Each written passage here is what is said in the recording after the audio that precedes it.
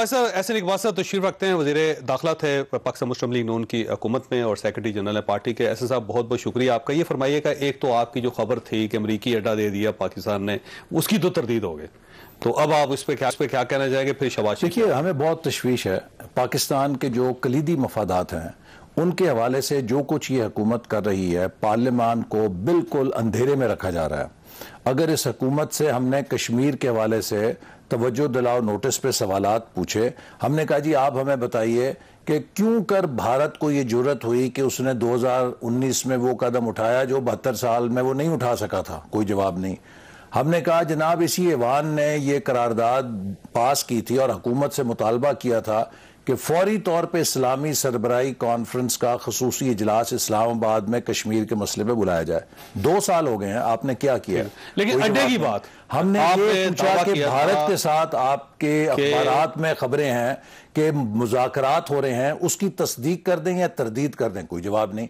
हमने सवाल पूछा कि अमेरिका के साथ पूरी आपकी खुद खबरें हैं कि जनीवा में नेशनल सिक्योरिटी एडवाइजर्स जो हैं दोनों ममालिक के, उनका बातचीत हुई है और आपने मुआहदे किए हैं अमेरिका और पाकिस्तान। जी, अमेरिका और पाकिस्तान की। वो मुआहदे की तफसील क्या है? पार्लियामान को तो बताइए। आगे जनरल मुशर्रफ भी इसी तरह कर गए और वो जंग पाकिस्तान पे हम पिछले 20 साल फिर भुगतते रहे। वैसे जिनेवा में किस किस की मुलाकात हुई? वैसे जो अखबारी इतलात हैं उसके मुताबिक तो नेशनल सिक्योरिटी एडवाइजर्स जो हैं दोनों ममालिक की, उनकी मुलाकात अमेरिका और पाकिस्तान के। अमेरिका और पाकिस्तान की। लेकिन उसमें किसी जगह अड्डे का जिक्र कश्मीर पे भी उस खबर में अड्डे का कोई जिक्र देखिए। उसके बाद तो सेनेट अड्डा दे दिया अमेरिका को। सेनेट में जो अमेरिका की सेनेट है, वहां जो सेनेटर्स ने बयान दिया, उन्होंने कहा जी हमें पाकिस्तान ने एरियल एंड ग्राउंड एक्सेस दी है। अब ये चीज काबिले तशरी है कि जो ग्राउंड एक्सेस दी है, अच्छा वो अगर गुजरगाह है तो किस नौयत की है? जनरल मुशर्रफ ने जब गुजरगाह दी, हमारी सारी रोड इंफ्रास्ट्रक्चर तबाह हो गया। हैवी इक्विपमेंट जो डिफेंस का वहां से जाता था, हमने तो उन रोड्स की रिपेयर का कोई टोल भी नहीं लिया उनसे। ठीक हो गए। तो आप अपनी खबर पे कायम है कि पाकिस्तान ने कोई हवाई अड्डा? देखिए, हम ये कहते हैं कि जो भी मामलात हैं अमेरिका के साथ, पाकिस्तान से अमेरिका में बहस हो रही है ना, वहां की सेनेट को वो मुतला कर रहे हैं कि हमने क्या सहूलत पाकिस्तान से ली है। अमेरिका की सेनेट को पता है, पाकिस्तान की पार्लियामेंट बेखबर है। तो आपको अभी भी आपको यकीन है कि हमने को अड्डा दिया हुआ? जब तक हुकूमत ट्रांसपेरेंट बयान नहीं देती तो हमें क्या नहीं, वो तो उन्होंने पुरानी बात की है। अभी भी जो उनका बयान है वो बहुत एम्बिगुअस है। हम जानना चाहते हैं कि इन्होंने क्या टर्म्स के ऊपर वहां पे तय किया। अच्छा, ये फरमाइए सर, ये जो पीडीएम के इशू पे भी अब तो मियां शहबाज शरीफ साहब और मरियम साहबा, लेकिन मैं एक बात बताऊं चौधरी साहब, देखिए जब आप किसी मुल्क को इकोनॉमिकली पंक्चर कर देते हैं ना, फिर आप उसको घुटनों के बल ला के अपनी शराइत मंगाते हैं। कहीं सीपैक सरेंडर हो रहा है, कहीं कश्मीर सरेंडर हो रहा है, कहीं गुजरगाहें सरेंडर हो रही हैं, और हमें तशवीश है कि पाकिस्तान के कलीदी मफादात पे हम इसी तरह बैकफुट पे जाते रहे। तो आप चाहते हैं कि गवर्नमेंट पार्लियामेंट में आके इसकी वजाहत करे? जी बिल्कुल। लेकिन पार्लियामेंट में तो आप लोग खुद नहीं जाते, तो वजाहत कैसे करें? आए ना, पार्लियामेंट में तो वजीर आजम नहीं आते। ठीक है, वजीर आजम की हाजिरियां देखें कितनी है। तो आप चाहते हैं कि वजीर आजम आके वजाहत करें या वजीर खारजा? बड़े बड़े इशूज आए हैं। अभी जब नामूस रसालत पे इतना बड़ा मुजाहरा हो रहा था और हुकूमत ने खुद इजलास बुलाया, वजीर आजम गैर हाजिर। कश्मीर के ऊपर इजलास हो, वजीर आजम गैर हाजिर। ठीक हो, हम किसी वजीर आजम की वजाहत चाहते हैं? वजीर आजम हेड ऑफ द गवर्नमेंट, वो आए और आके सवालात का जवाब दे वहां पर आके। ठीक, और आप शोर नहीं करेंगे जब आएंगे वजीर आजम? अगर वो ना मुनासिब बात करेंगे और वो तसल्ली बख्श बात नहीं करेंगे तो यकीनन हम उनसे पूछने का तो हक रखते हैं ना कि जनाब आप हमारे सवालात का सही जवाब दें। अच्छा ठीक। अच्छा सर, पीडीएम की तरफ आते हैं। मियां शहबाज शरीफ साहब की कोशिश है कि पाकिस्तान पीपल्स पार्टी और एएनपी को वापस ले आए, लेकिन शायद खाकाना भाई साहब ने कहा है कि अगर पाकिस्तान पीपल्स पार्टी आएगी तो बस नया सेक्रेटरी जनरल भी पीडीएम जो है ना वो अपना कर ले। मरियम साहबा कहती है कि वो बिल्कुल ठीक कह रहे हैं शहबाज। असल बात यह है कि पाकिस्तान पीपल्स पार्टी ने खुद पीडीएम के फैसले को कबूल ना करके उससे अपनी राह जुदा की है, और पीडीएम के सरबराह मौलाना फजलुर रहमान साहब कह चुके हैं कि अगर पीपल्स पार्टी अपने फैसले पर नजरसानी करती है और पीडीएम के फैसले को कबूल करती है तो उनके लिए हमारे दरवाजे खुले हैं। तो अब फैसला पीपल्स पार्टी ने करना, माजरत करेगी पीपल्स पार्टी तो फिर दरवाजा खुलेगा। अगर वो अपने फैसले को रिवर्स कर देती है तो वो एक लिहाज से माजरत ही है ना कि उन्होंने अपने फैसले को वापस लिया और पीडीएम के यानी फैसले को आपको कबूल किया। अपोजिशन लीडर बना दिया जाता है सेनेट के अंदर, तो फिर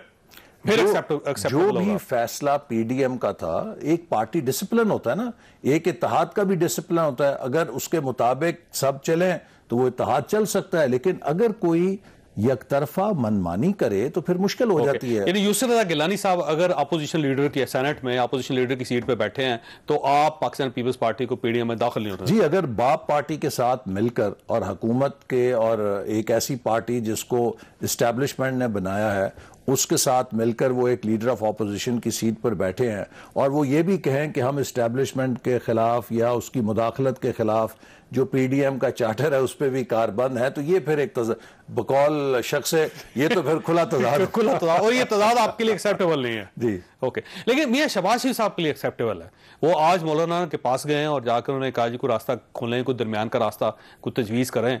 तो अब आप इसका मतलब ये होगा कि नवाज शरीफ का बयानिया और नहीं, आज शहबाज शरीफ साहब ने जो हमें बताया है वो मौलाना साहब की सेहतयाबी के बाद, चूंकि वो कैद में थे और वो उस दौरान नहीं जा सके, तो वो उन्हें उनकी सेहतयाबी पे उनका हाल अहवाल लेने और उन्हें सेहतयाबी की मुबारक देने गए थे। लेकिन सर देखें ना, एएनपी के साथ मियां शहबाज शरीफ साहब की मुलाकात, उसके बाद पाकिस्तान पीपल्स पार्टी को कल दावत, ये सारी चीजें और इसके अलावा जो उनकी आपस की गुफ्तगू है, दो चीजें मुफाहिमत चाहते हैं मियां शहबाज शरीफ साहब। नहीं, इसमें कोई शुबा नहीं कि वो लीडर ऑफ ऑपोजिशन है और उनका ये कोशिश है कि ऑपोजिशन की जो ताकत है उसको पार्लियामेंट के अंदर हम मुज्तमा रखें, उसको कोऑर्डिनेटेड रखें।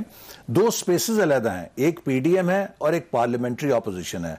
पीडीएम जो है वो एक सियासत के मैदान में पार्लियामेंट से बाहर का मौसर इत्तेहाद है, जिसमें कई ऐसी जमातें भी हैं जिनकी पार्लियामेंट में नुमाइंदगी नहीं है। ठीक हो, लेकिन पार्लियामेंट के अंदर जो अपोजिशन है, अब बजट सेशन आ रहा है, जो हुकूमत की अवाम दुश्मन तजावीज़ होंगी या टैक्स का बोझ वो डालेंगे अपनी नाकामी को छुपाने के लिए, तो ये अपोजिशन पार्टीज का फर्ज है कि वो मिलकर मौसर तौर पे हुकूमत की बजट तजावीज़ जो अवाम दुश्मन होंगी उनका मुकाबला करें।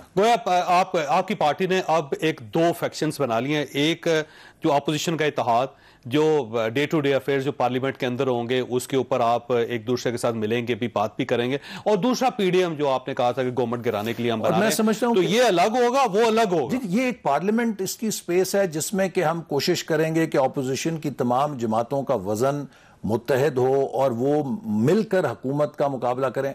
जो पीडीएम है, मैं समझता हूं जावेद चौधरी साहब के पीपल्स पार्टी के निकलने के बाद एक हमें थोड़ा सेटबैक हुआ, लेकिन अब एक अपॉर्चुनिटी भी निकल आई है। वो ये है कि ये जो बाकी मांदा 8 जमातें हैं, ये बहुत सियासी तौर पे आपस में हम आंगी रखती हैं और इनके अंदर एक फितरी तौर पे बहुत कुर्बत है, और ये पीडीएम अब एक आइंदा इंतखाबात के लिए इंतखाबी इत्तेहाद बन सकता है। यानी अगले 2023 की ये स्ट्रेटजी होगी।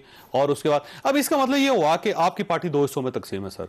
एक अपोजिशन के साथ मियां शहबाज शरीफ साहब अलाइन हो रहे हैं और वो पार्लियामेंट के अंदर या जो गवर्नमेंट के ऊपर अपोजिशन ने करना है, जो कुछ करना है उसकी प्लानिंग करेंगे, और इधर से मरियम साहब जो है पीडीएम के साथ पार्टी एक है, बयानिया एक है, लेकिन हमारे जो मैदान है वो दो अलग हैं। एक पार्लियामान के अंदर है, एक पार्लियामान के बाहर है। पार्टी के दो मैदान कैसे हो सकते हैं सर? बिल्कुल, एक पार्लियामान के अंदर है, एक पार्लियामान के बाहर है। पीडीएम में आपको पाकिस्तान पीपल्स पार्टी एक्सेप्टेबल नहीं है, पार्लियामेंट के अंदर आपको पीपल्स पार्टी पार्लियामेंट नहीं है, इसमें कोई अजीब बात नहीं है। पार्लियामेंट के अंदर जो भी पार्टियां हैं और जो अपोजिशन के अंदर हैं, ये फर्ज है कि लीडर ऑफ ऑपोजिशन के तौर पे हम सब जमातों को आपस में कोऑर्डिनेट करें और ताकत। तो पीडीएम में भी तो करें ना सर, पीडीएम में क्यों नहीं इत्तेहाद बनाते पाकिस्तान? पीडीएम में हमने तो कभी इनकार नहीं किया और पीपल्स पार्टी को ब्लैंक चेक दिया है कि अगर आप जहां पीडीएम की खिलाफ वर्जी हुई है उस खिलाफ वर्जी को रिवर्स करें, और अगर आप पीडीएम के फैसलों का एहतराम करें, हमारे दरवाजे खुले। वैसे बड़ी दिलचस्प बात है कि पीडीएम के अंदर बैठ के तो आप ये कह रहे हैं कि यूसुफ रज़ा गिलानी साहब हमें एक्सेप्टेबल नहीं है क्योंकि अपोजिशन की सीट पे बैठे हुए हैं, और जब आप पार्लियामेंट में जाते हैं तो आप कहते हैं यूसुफ रज़ा गिलानी साहब अगर अपोजिशन की सीट पे बैठे हुए तब भी एक्सेप्टेबल है। तो ये तो दो चेहरे हो गए सीधे सीधे कि एक बाहर एक अंदर। नहीं, ऐसी कोई बात नहीं है। देखिए, जो अपोजिशन की पार्लियामेंट के अंदर हैसियत है वो हमारी यूसुफ रज़ा गिलानी साहब सेनेट के अंदर वो जो भी है आपको एक्सेप्टेबल है, हम बाहर आपको एक्सेप्टेबल नहीं है। हमने वहां पर एक मुतवाजी इंडिपेंडेंट ग्रुप बनाया है और आजम नजीर तारड़ साहब हमारे लीडर ऑफ ऑपोजिशन है सेनेट के अंदर। तो गोया आपकी जो पीडीएम की पॉलिसी है वो सेनेट में वो चलेगी और कौमी असेंबली में मियां शहबाज शरीफ साहब की पॉलिसी चलेगी। कौमी असेंबली में, सेनेट में, मुस्लिम लीग नून में, हर जगह नवाज शरीफ की पॉलिसी चलेगी। शहबाज शरीफ से लेके एक कारकुन तक हम सब मुत्तहिद हैं और एक ही बयानिए के साथ तो ये जुड़े हुए हैं। तो ये जो पॉलिसी है कि शहबाज शरीफ साहब पार्लियामेंट के अंदर अपोजिशन को लेकर चले और मौलाना फजलुर रहमान साहब पीडीएम के अंदर बैठ के अपोजिशन पार्टीज को लेकर चले, एएनपी और पाकिस्तान पीपल्स पार्टी के अलावा, इसकी मंजूरी मियां नवाज शरीफ साहब ने देखिए, ये मुख्तलिफ महाज है ना, एक पार्लियामेंट का महाज है, एक सियासत का महाज है, नहीं अलग महाज है। जिस तरह डिफेंस फोर्सेस होती हैं, एक आर्मी होती है, एयरफोर्स होती है, एक नेवी होती है, हर महाज फर्क होता है। तो ये मौलाना फजलुर रहमान साहब एयरफोर्स है या आर्मी है? नहीं, आप मुझे बताइए ना, मौलाना फजलुर रहमान साहब भी इस वक्त पार्लियामेंट से बाहर हैं और वो एक अमली मैदान के अंदर पीडीएम जो एक इत्तेहाद है उसकी क़यादत कर रहे हैं। तो इसका मतलब ये है कि एक इत्तेहाद है जो पार्लियामेंट के अंदर नहीं है, वो सब लोग बाहर पीडीएम में बैठे हुए हैं और वहां पे आपको यूसुफ गिलानी साहब एक्सेप्टेबल नहीं है, और जो पार्लियामेंट के अंदर एक दूसरा इत्तेहाद है, दो यूसुफ गिलानी साहब बहैसियत leader of opposition in senate, parliament के अंदर या पार्लियामेंट के बाहर, दोनों हैसियतों में हमें काबिल कबूल नहीं है, क्योंकि हम समझते हैं कि उस फैसले के खिलाफ वर्जी से कल तो वो आपके डिनर में आया था सर, वो इसलिए आपने इस्तकबाल किया, वो इसलिए कि वो पाकिस्तान पीपल्स पार्टी के सेनेटर हैं और पाकिस्तान पीपल्स पार्टी ऑपोजिशन में बैठी हुई है।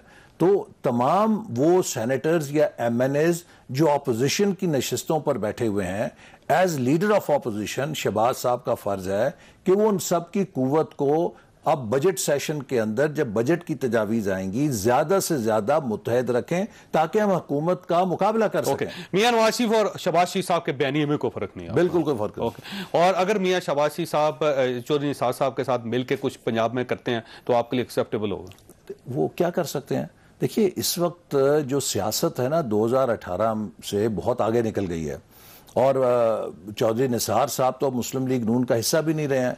वो कोई एक ऐसी सियासी जमात के अंदर भी नहीं है जिसमें उनके अलावा कोई दूसरा मेंबर हो। वो तो एक अकेले इनफरादी हैसियत में, आज़ाद हैसियत में मुंतखब हुए हैं और वो खुद कह चुके हैं कि उनकी सियासत तो अगर कोई उनका फार्मूला है तो वो फार्मूला आपके लिए एक्सेप्टेबल नहीं? उनका फार्मूला उनका ही होगा, मुस्लिम लीग नून के साथ तो कोई ताल्लुक। अगर वो मियां शहबाज शरीफ साहब को मना लेते हैं तो फिर नहीं, वो शहबाज शरीफ साहब वही बात करेंगे जो नवाज शरीफ साहब करेंगे, और अगर किसी ने मनाना है तो नवाज शरीफ साहब को मनाए।